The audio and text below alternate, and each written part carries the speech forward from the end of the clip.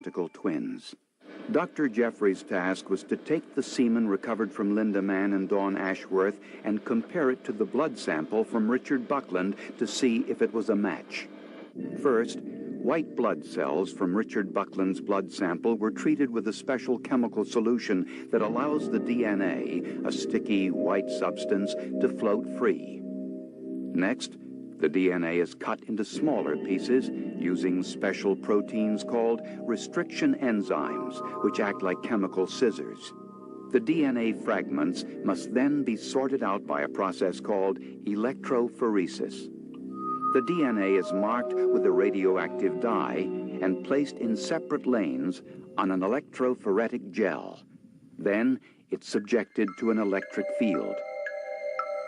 Under ultraviolet light, you can see how the electrical current draws the negatively charged fragments through the gel to the positive end of the tray. The separated fragments are then visualized on X-ray film called an autoradiogram, which resembles a barcode, showing an individual's unique genetic makeup.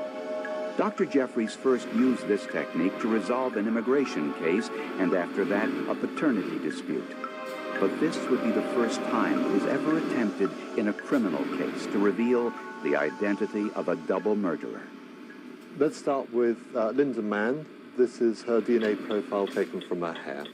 Next track is a mixture of semen and vaginal fluid in that victim, showing her DNA profile as expected, plus a single man semen DNA profile. Next victim, Dawn Ashworth. This is her blood DNA profile, a band here and another one off to the left. Trace amounts of semen recovered from that victim both revealed two faint bands whose position on the autoradiograph is very similar to the semen profile seen from Linda Mann. So, first conclusion, both girls have been raped and therefore presumably murdered by the same man. What about the prime suspect, Richard Buckland? This is his blood DNA profile here and here, completely different from the semen profile. Conclusion, both girls have been raped and therefore presumably murdered by the same man, and that man was not the prime suspect, Richard Buckland. The result shocked the police. It was a blow to us. They didn't basically believe a word we were saying, and that was quite right. Healthy scepticism of an entirely new technology. And indeed, I didn't believe the results myself, so we did retesting. The testing was done, again, independently by Home Office forensic scientists, all pointing to the same conclusion, namely that Buckland was not the guilty party in this case. After 4 months in custody, Richard Buckland was released and became the first person in the world to be exonerated of murder through the use of DNA profiling. I have no doubt whatsoever that he would have been found guilty had it not been for the DNA evidence. He would have been jailed for life. I mean, that was a remarkable occurrence. But why did Richard Buckland confess to a crime he didn't commit? When the pressure started getting really hard, we just didn't have a chance. He had to have discovered the body himself, because in the terms of his confession, he was able to give a very detailed description of her clothing, where the body was, in what position it lay, the ligature and so on, details that nobody could possibly know unless they'd actually seen the body. With Buckland now out of the picture, a double murderer was still loose. And of course, the next stage was for David Baker then to make what I think was an incredibly courageous decision. A DNA manhunt. Police sent letters to all men between the ages of 13 and 33 living in the villages of Narborough and Enderby. The letter asked each man to volunteer for a blood and saliva test. Some have called it a genetic dragnet. It is voluntary, and we are, appealing to the people to come forward. I'm sure they expected that the real killer, if he was indeed a resident of the villages, would probably try to escape responsibility of giving a blood sample. DNA testing would only be performed on those who had the same blood type as the killer, which was about 10%. And it was really an attempt to try and flush out the guilty party. Which is what it did. But not the way police had hoped. The trap was now set. A DNA manhunt to flush out the killer of Linda Mann and Dawn Ashworth. It was a bold plan. More than 5,000 men voluntarily gave blood and saliva samples. But one worker at this local bakery didn't. His name was Colin Pitchfork, and was already known to police for earlier convictions for indecent exposure. He didn't want any further involvement with the police, so he persuaded co-worker Ian Kelly to take the blood test for him. Kelly lived outside the area and wasn't asked to take the test himself. Kelly was the perfect foil. Pitchfork spun him a yarn that he'd already given blood on behalf of somebody else who couldn't go because he was wanted by the police, etc., etc. And Kelly ostensibly swallowed that hook, line and sinker. Since police required identification before taking a blood sample, Kelly needed some photographic proof he was Colin Pitchfork. They both went down to a photo booth and took a passport-sized photo of Ian Kelly.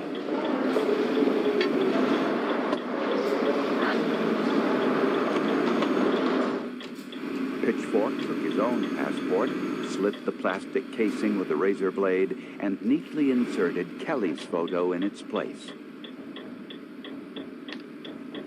The police failed to observe that a photograph had been substituted for the original one, and therefore they believed that this was Colin Pitchfork, and there was his picture to prove it. Perfect. Ian Kelly then took the blood test for Colin Pitchfork. Of the more than 5,000 men who voluntarily gave blood and saliva samples, none matched the profile of the murderer. But no one could anticipate what would happen next. On a summer's evening, 1 year after Dawn Ashworth was found brutally raped and murdered, Ian Kelly joined fellow bakery workers at this local pub. And the conversation turned to the DNA manhunt. A young woman in the group overheard Kelly bragging that he had taken the blood test for Colin Pitchfork. She sat there and listened to that and thought to herself, there's something not right about this. This isn't something that someone normally does, no matter how afraid he is of the police.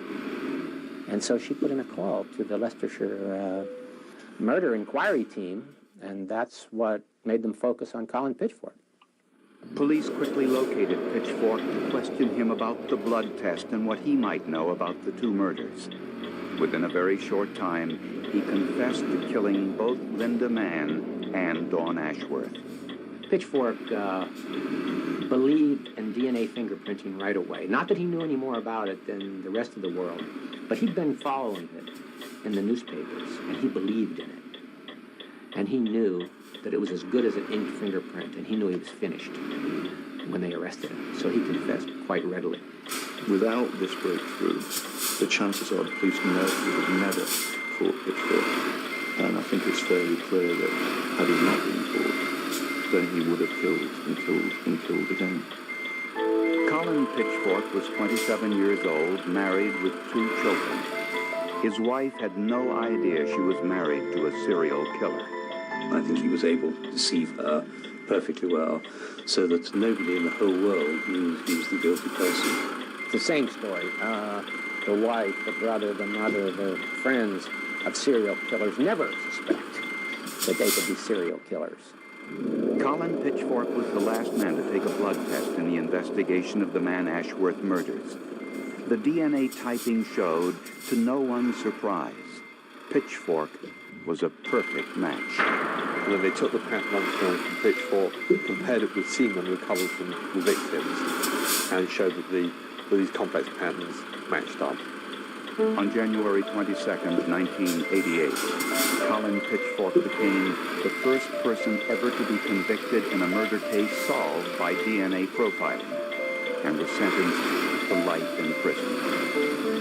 For his part in the deception, Ian Kelly was convicted of conspiracy to pervert justice and sentenced to an 18-month prison sentence, which was suspended. He served no time for his crime. I was wrong for doing what I did.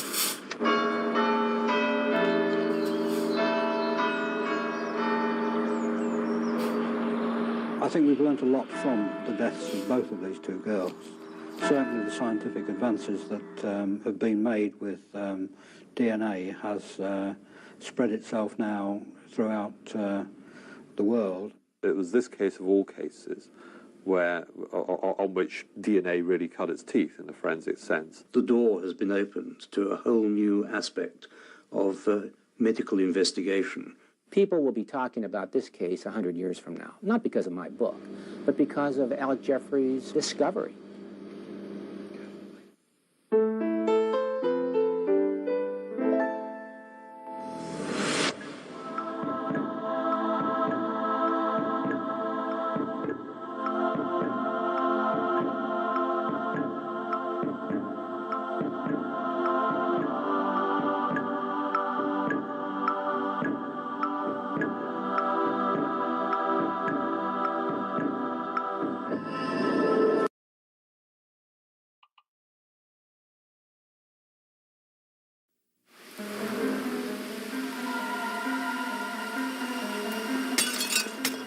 Shortly after Thanksgiving in 1987, an intruder broke into the Tucker residence in Arlington, Virginia.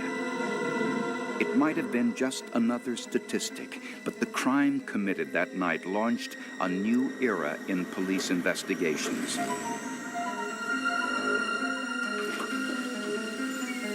This is how DNA evidence and psychological profiling helped catch a serial killer and set an innocent man free.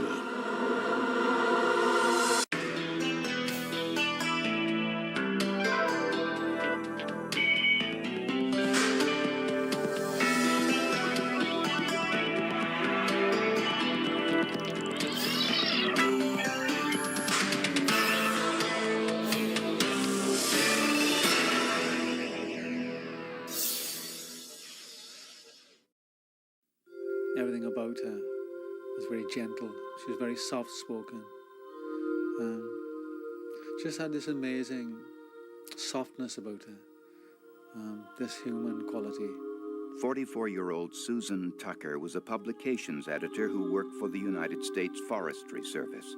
She was spending the Thanksgiving holiday alone since her husband Reggie was out of the country in Wales on a business trip. Neither of us could put the phone down.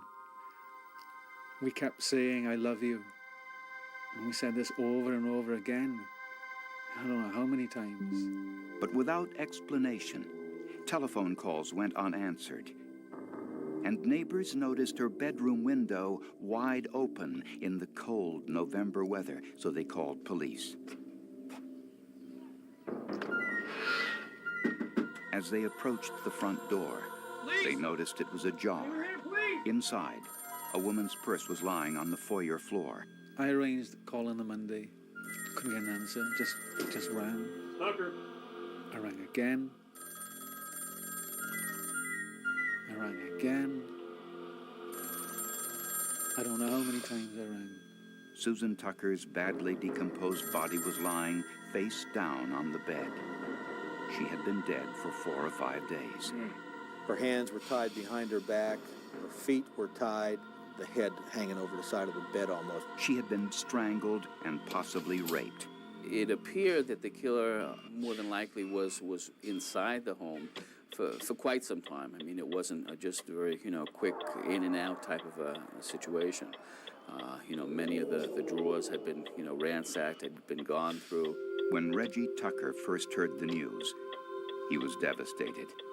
She said, "Sir, I've got bad news." And I knew it. I just knew it at that point. And I just, my whole world just fell away. Detective Joe Horgus of the Arlington Police Homicide Unit was quickly assigned to the case. His task wouldn't be easy. For one thing, the killer had been careful. He had worn gloves and left no fingerprints. Hey, this has been wiped clean.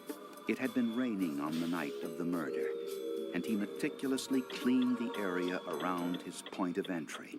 He's smart enough to know that footprints, which is what we would have gotten from that, would maybe come back to haunt him, which kind of tells you maybe some past experience on burglaries.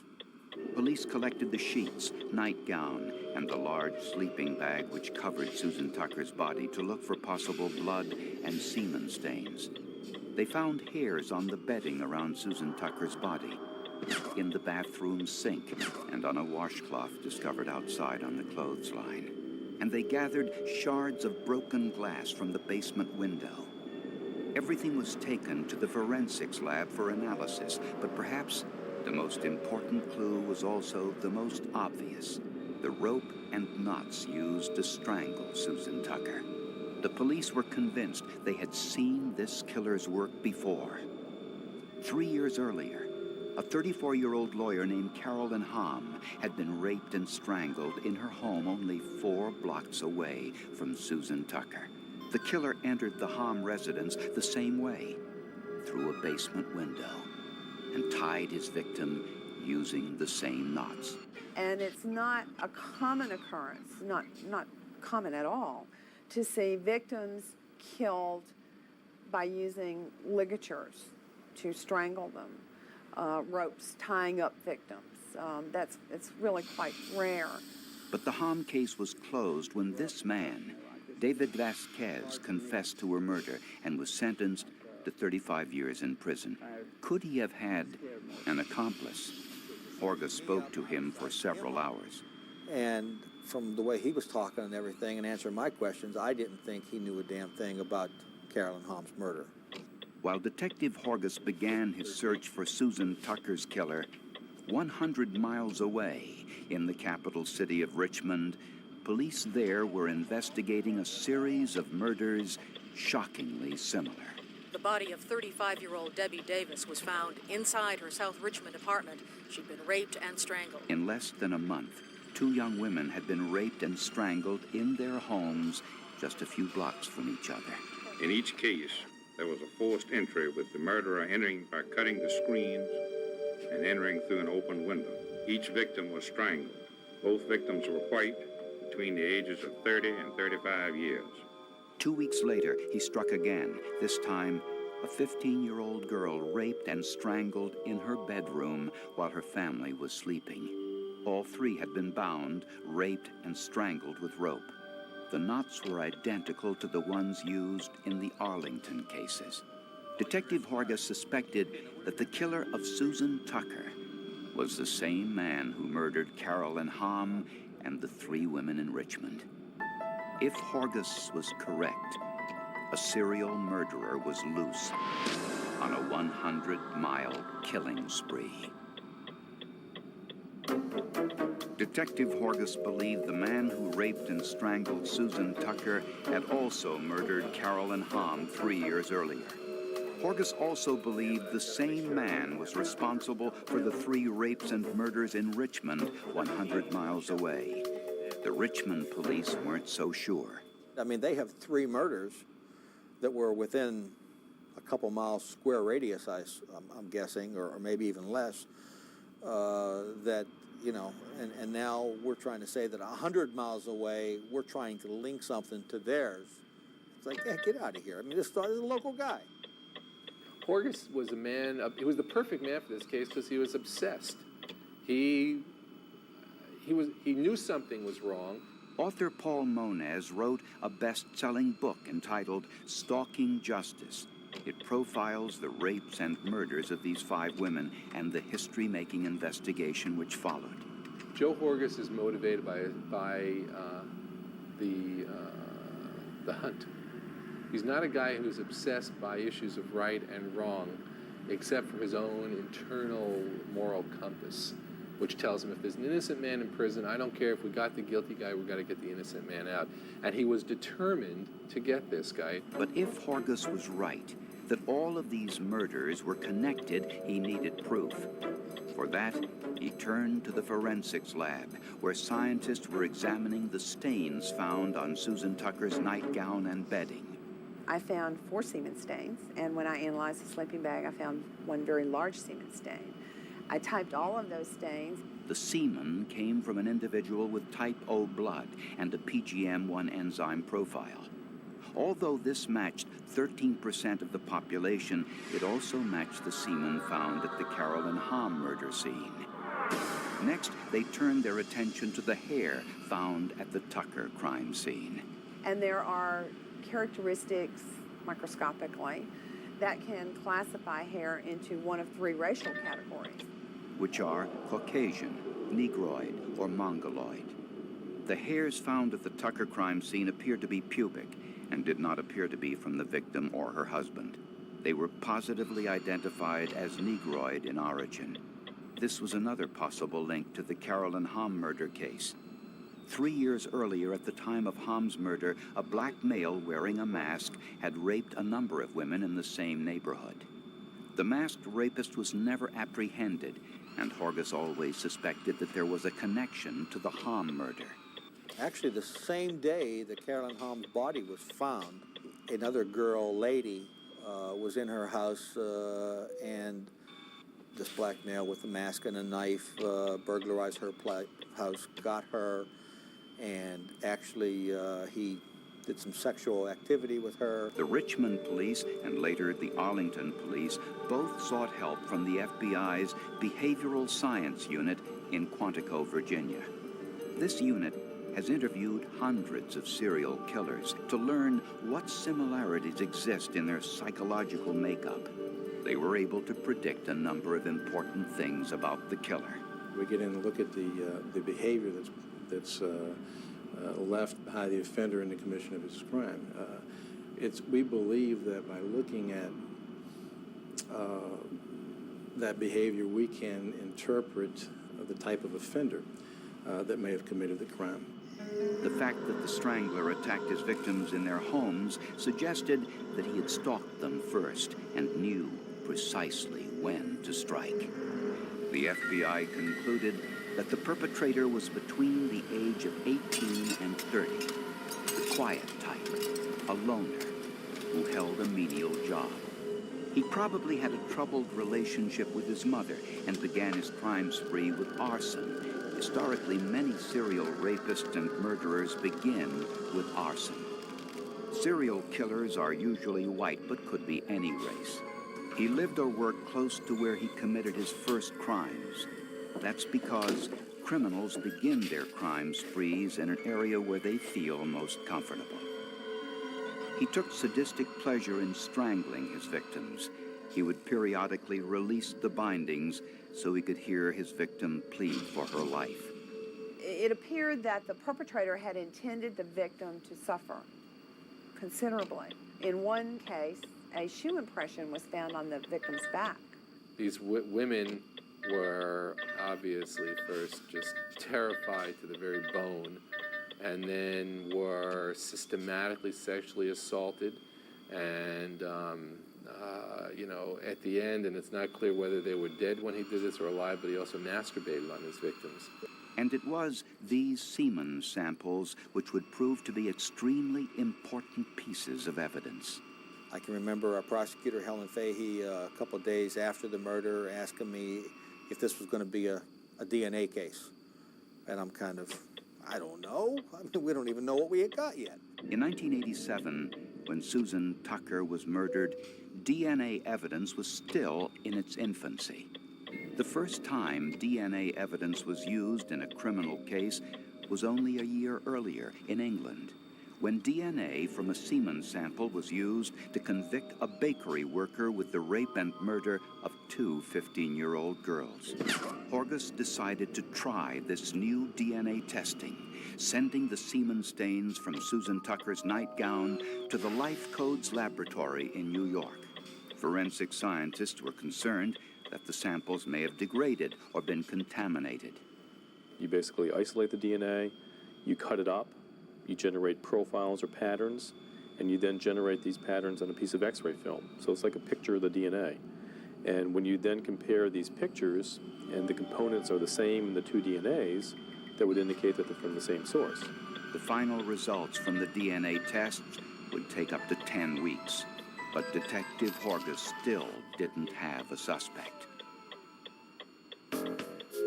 Detective Horgus suspected that the same individual who raped and murdered Susan Tucker and Carolyn Hamm 3 years earlier was the masked rapist who was committing crimes in the same area but was never caught.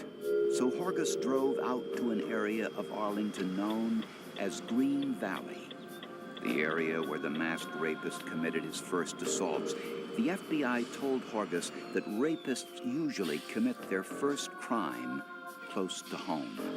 If the first rape was the first rape for this guy, then he would have lived around there, and that was very crucial to me because I didn't know that. And as he drove through Green Valley, Horgus tried to recall the names or faces of likely suspects, young men he'd run across over the years who came from that area. And it just so happens that Detective Horgus started to focus on this one juvenile he had dealt with or remembered him. He just couldn't place the name. And all I could remember was Timmy. I could see his face. I remembered the approximate time period and everything that I remembered him from, but I couldn't remember his last name. So we were running all these names through the computer, seeing when they'd been locked up and released. And suddenly he just came in and he said, Spencer, Timothy Spencer, that's the name. And I saw where he was arrested on January the 29th, 1984, which was 4 days after Carolyn Baum, her body was found. Spencer's history unfolded. In trouble as a teenager, he had a string of burglary convictions, and even more surprising, just as the FBI predicted, Spencer had first drawn police attention for arson, for setting fire to his mother's car. He was presently in a halfway house in Richmond. Well, wow, that's exciting now. Spencer was on probation, living in this halfway house just a short distance from where the Richmond murders took place. And according to house records, Spencer had been signed out during the Thanksgiving holiday, visiting his mother in Arlington, the week Susan Tucker was murdered. The fact that he got out of prison 2 weeks before the first murders down in Richmond, the fact that he was available for every murder, the fact that he came to Arlington when he did for our murder. And the FBI was correct about another important detail. Spencer lived in the area where the first rape was committed. And that happened over there. And at the time, Timothy Spencer was living down here over this hill. In his mother's house, barely a mile from the homes of Carolyn Baum and Susan Tucker. On January 20th, 1988, police arrested Timothy Spencer. Within hours, they had collected a blood sample, some of his hair, and confiscated his clothing for forensic analysis. The clothing was scraped down for removing any debris, and once that debris was collected, it was taken to a microscope. Several dozen particles of glass were removed from the debris that was removed from his clothing. The glass fragments were of particular interest to the police. After police recovered glass particles from Spencer's clothing, they were examined forensically to see if they matched glass from any of the victims' homes. One technique is called glass refraction analysis. By shining light from different points on the spectrum through the particles, the characteristics of the glass can be plotted on a graph, in effect measuring how the particles bend light. You stick the pin into the water, which is more dense than the air, it bends the light. What we're doing with the glass particle basically is measuring how much the light is bent. And we call it refractive index. They compared the glass fragments found on Spencer's clothing to the glass particles taken from the broken window at Susan Tucker's home. We were able to say that that glass that was removed from Spencer's clothing either came from that particular pane or that particular source of glass or another source of glass that had the same optical characteristics. When scientists completed the DNA analysis of the semen stain found at the Susan Tucker crime scene, they made a chilling discovery. And I remember pulling out an X-ray film from the developer and holding it up from these two separate cases and being bombarded immediately that the patterns I'm seeing are the same.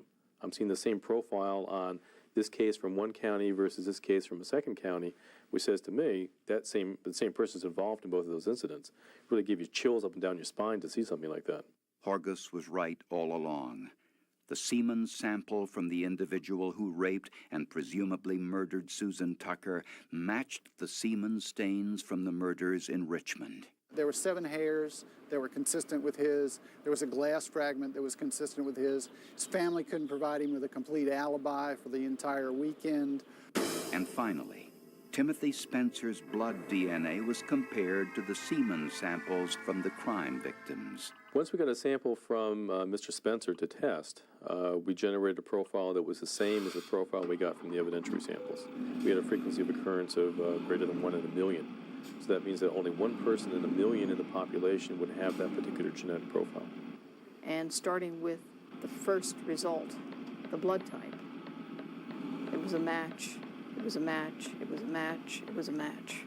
On July 11th, 1988, Timothy Spencer went on trial for his life.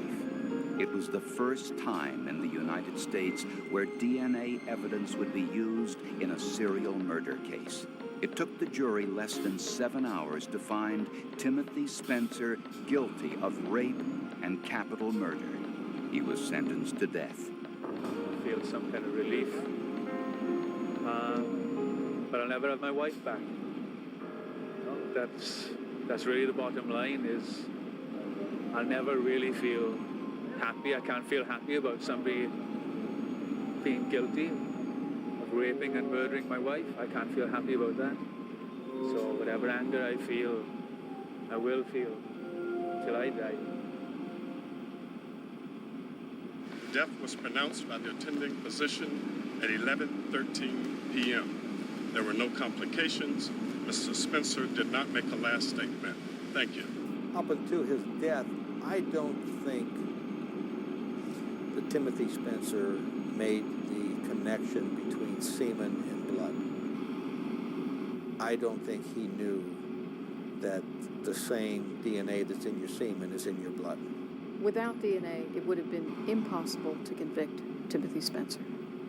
If he had committed those murders a year or 2 years earlier, he could not have been convicted.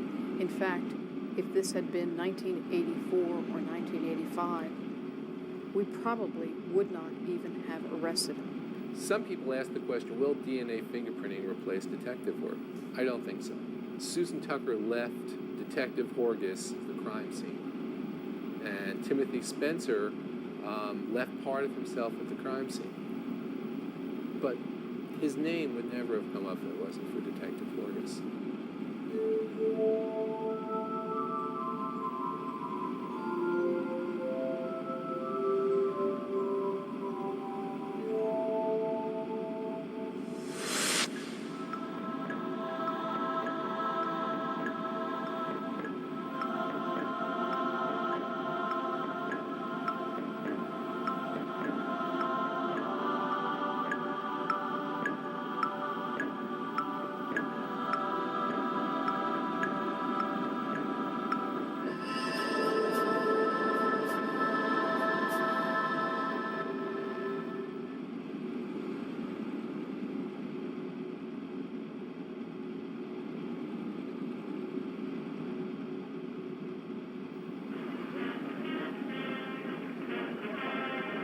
As America celebrated its 200th birthday as an independent nation, its birthplace, Philadelphia, played host to millions of tourists and hundreds of business gatherings.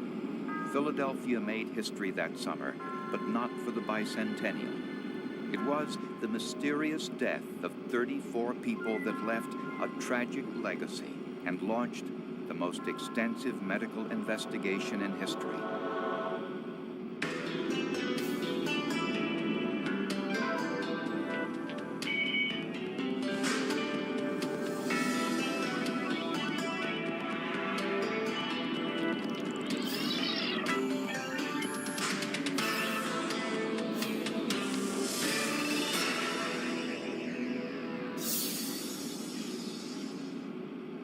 The summer of 1976 was a busy time for the city of Philadelphia, filled with bicentennial celebrations, tourist activities, and business conventions.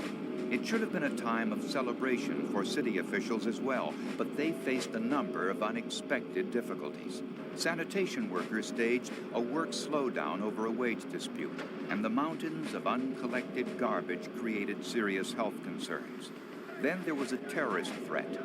An anonymous tip warning of possible violence at the upcoming American Legionnaires Convention in protest against recent U.S. foreign policy decisions.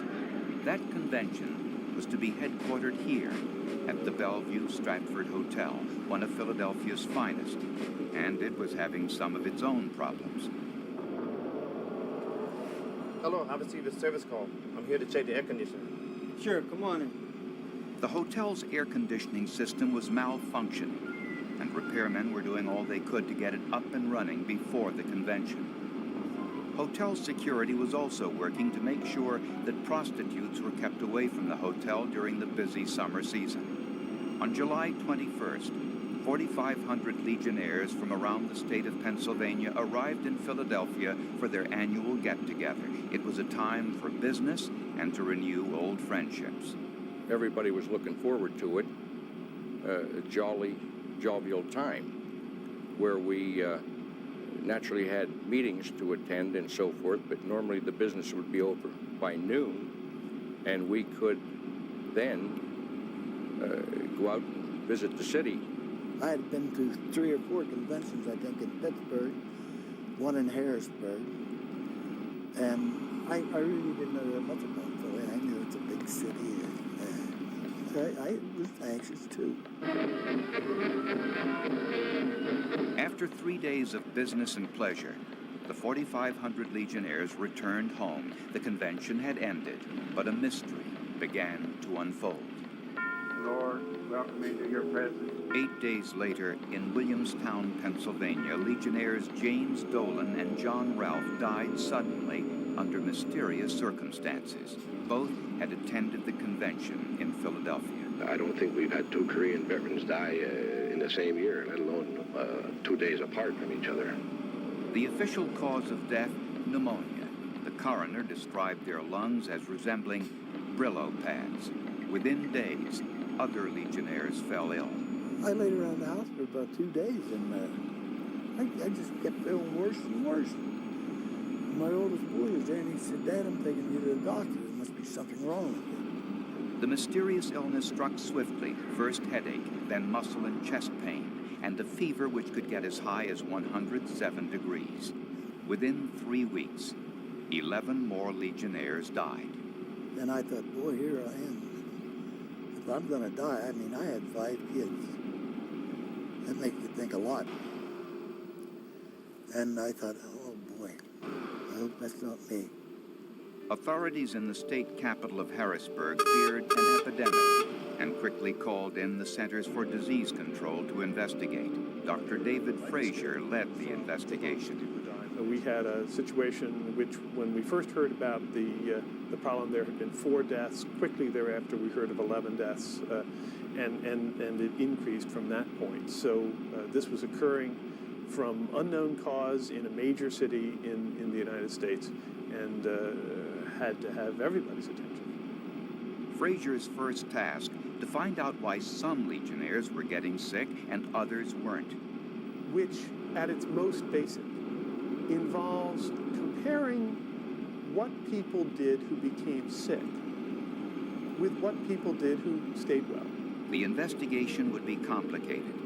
The Legionnaires were spread throughout the state, and gathering information would be difficult. Dr. Frazier had some theories, but little else. The investigation into the death of the American Legionnaires would become the largest and most complicated medical investigation in history.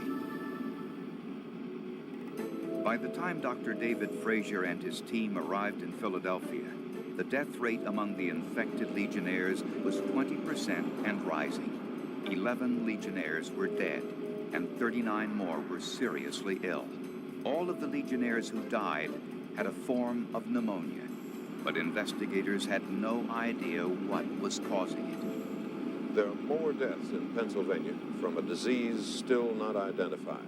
Because of the outbreak was worldwide news, and the press had given it a name. Ever since the Legionnaire's disease became a major national story.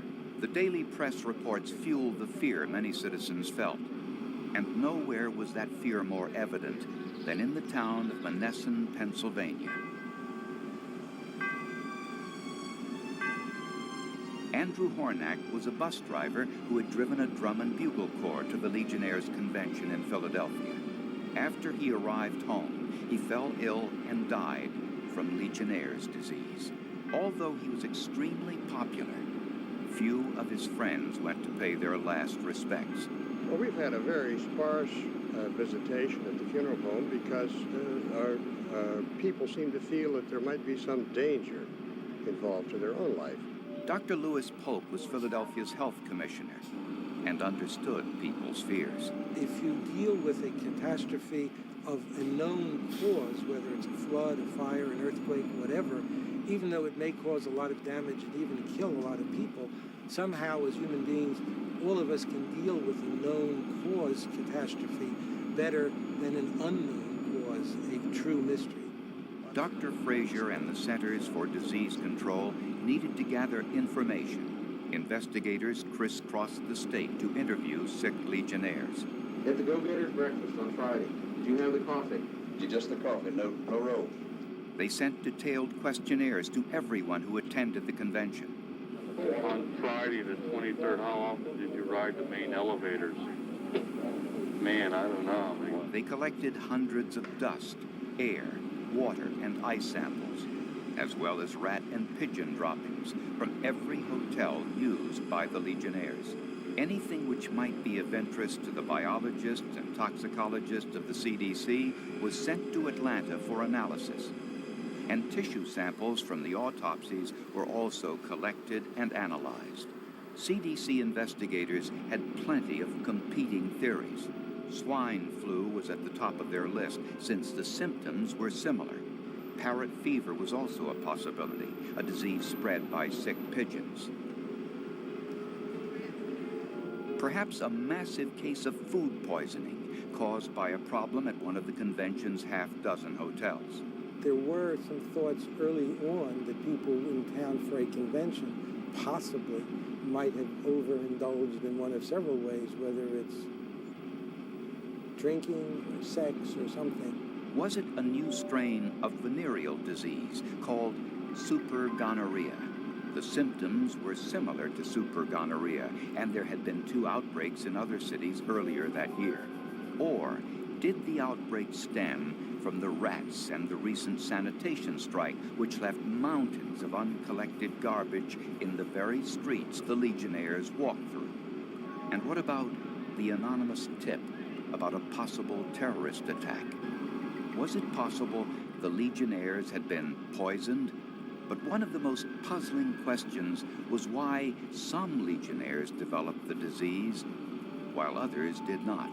After Legionnaire Bob McGarry's roommate developed pneumonia, the CDC wanted him to get to a hospital right away. When I told them what I was there for, they rolled out the red carpet and they gave me a physical like I never had before in my life. They wanted every type of slava, urine, and anything else that I could give them to be sent to the Disease Control Center in Atlanta, Georgia. What we found, though, in our survey of roommates, was that being a roommate of somebody with Legionnaire's disease didn't increase your chance of getting Legionnaire's disease. And that was a very important finding, because it suggested that, first of all, exposure wasn't occurring in the bedrooms there, and it also suggested it wasn't spread person to person. Within 48 hours, the first tissue specimens analyzed by the CDC eliminated typhoid, the Lassa and Marburg viruses, pertussis, and the plague. And after 5 days, they eliminated many more, including herpes, mumps and measles viruses, as well as some of their top suspects. Blood tests also eliminated the possibility that it was supergonorrhea. The CDC had eliminated a number of possibilities, but they still couldn't identify the killer. Questionnaires yielded some important information. Among the various hotels we surveyed, the highest rate of illness that looked like Legionnaires was among people who were registered at the Dodgers Travel Hotel, and specifically in the American Legion.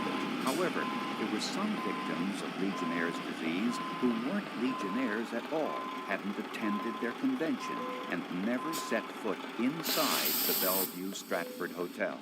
There were people who walked along the sidewalk in front of the Bellevue Stratford who got sick, who never went inside, or on the street across the way.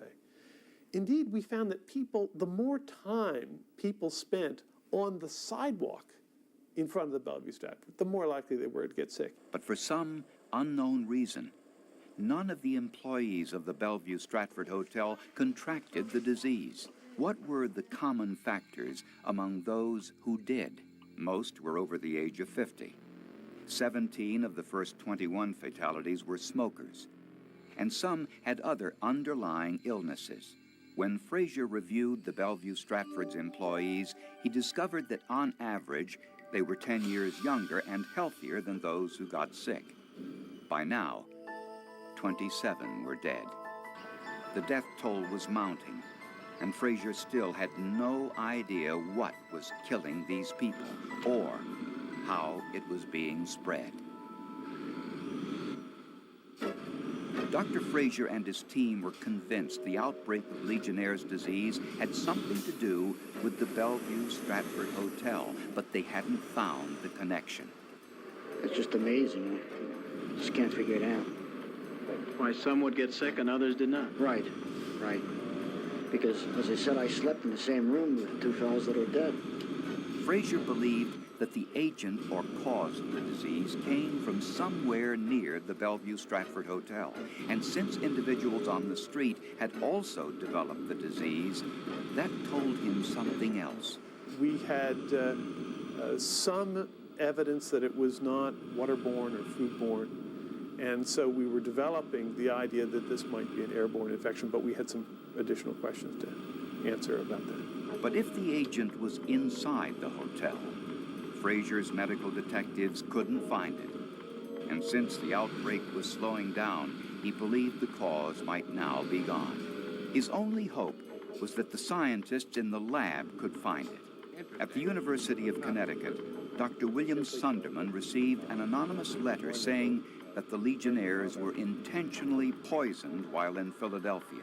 Sunderman turned the letter over to the FBI, but Sunderman was an expert on nickel carbonyl, a clear, odorless liquid easily transformed into a lethal gas.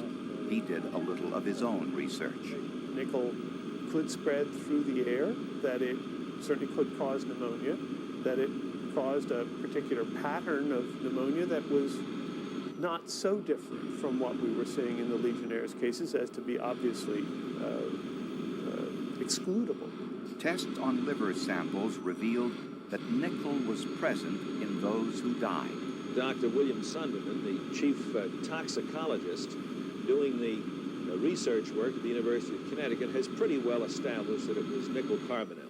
But Dr. Sunderman's discovery was not the breakthrough. After days of testing, researchers suspected that nickel was peeling off of the scalpels used during the autopsies. When plastic scalpels were used, the nickel was no longer present. Investigators were no closer to finding the cause of Legionnaire's disease. There is a possibility that we may never find the answer.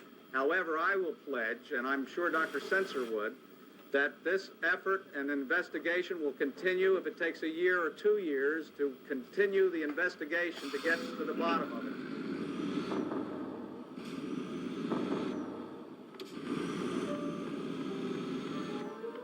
Over the Christmas holidays, some of the CDC staff decided to take some much-needed time off.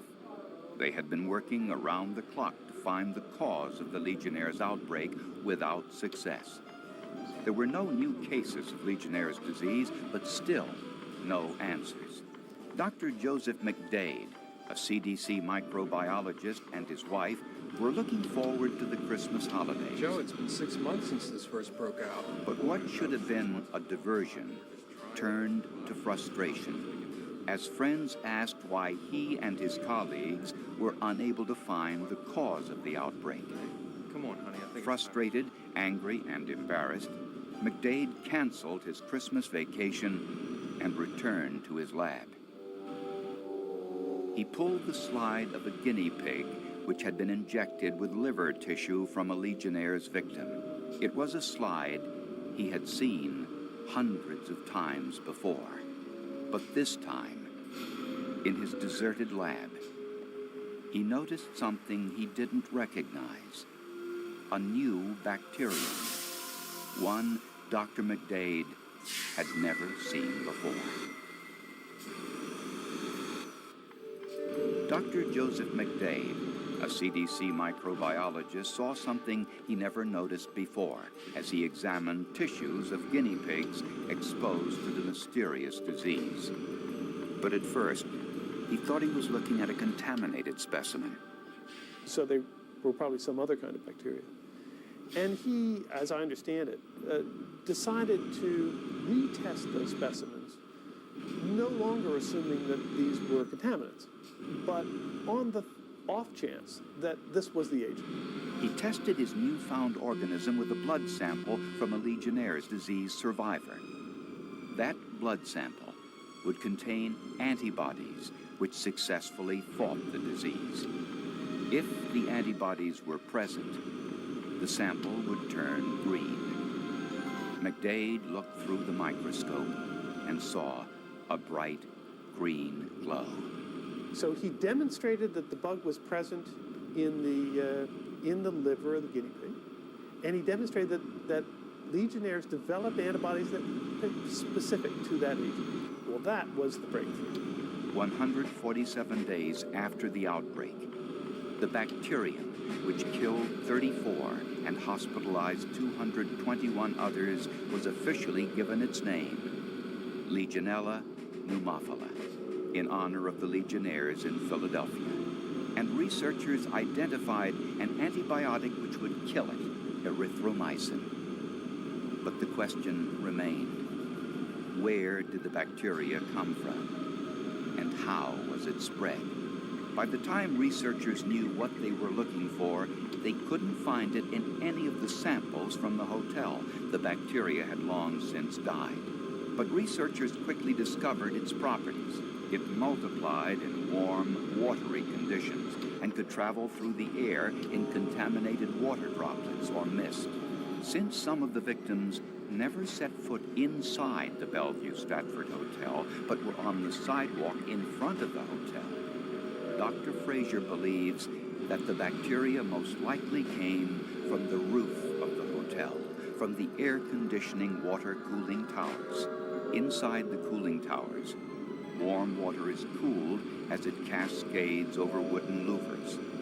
The excess water falls into a collection pan at the bottom, where it stagnates if it fails to drain properly.